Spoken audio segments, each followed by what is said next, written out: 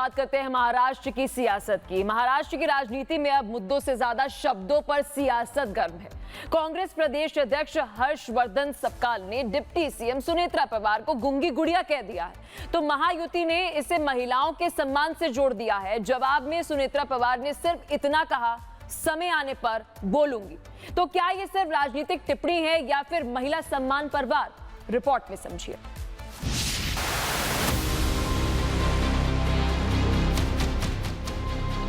गूंगी गुड़िया पर महा तकरार, सुनेत्रा का पलटवार, समय पर मिलेगा जवाब।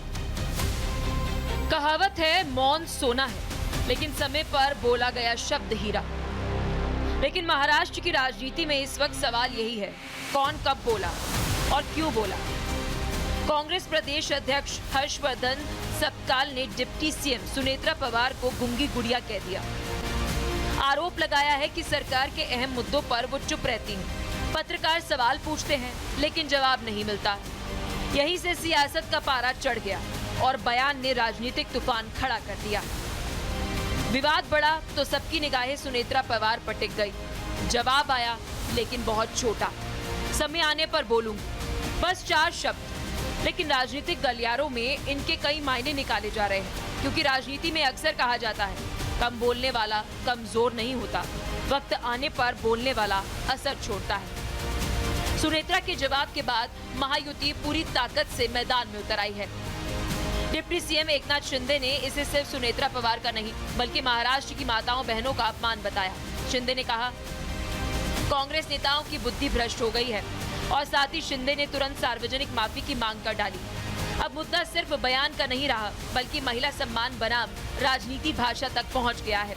उनकी बुद्धि भ्रष्ट हो गई है, मति भ्रष्ट हो गई है, और इसलिए मैं इतना ही कहूंगा, ये केवल सुनेत्रा ताई पवार का अपमान नहीं है, महाराष्ट्र के तमाम माता बहनों का अपमान है।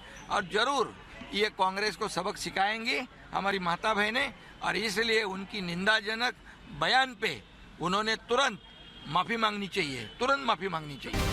विवाद बढ़ा तो कांग्रेस भी चुप नहीं दिखी। पार्टी का कहना है कि गूंगी गुड़िया किसी महिला का अपमान नहीं बल्कि राजनीतिक व्यवहार पर टिप्पणी है। सपकाल ने दलील दी कि सार्वजनिक जीवन में सवालों के जवाब देना जिम्मेदारी होती है, और जब डिप्टी सीएम लगातार चुप रहती है तो राजनीतिक आलोचना स्वाभाविक ही है।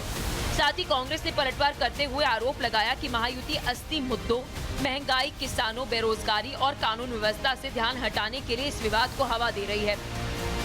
आपको बता दें कि ये पूरा विवाद एक सोशल मीडिया पोस्ट से शुरू हुआ।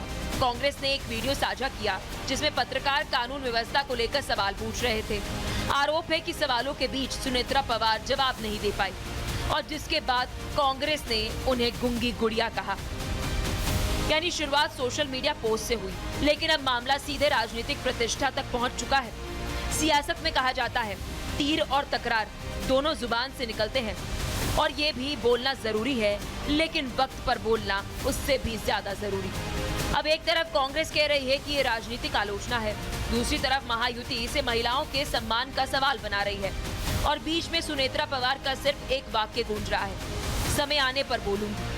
अब देखना होगा आने वाले दिनों में ज्यादा असर किसका होता है। क्या कांग्रेस अपने इन शब्दों के लिए माफी मांगेगी? Bureau report, Republic Bharat.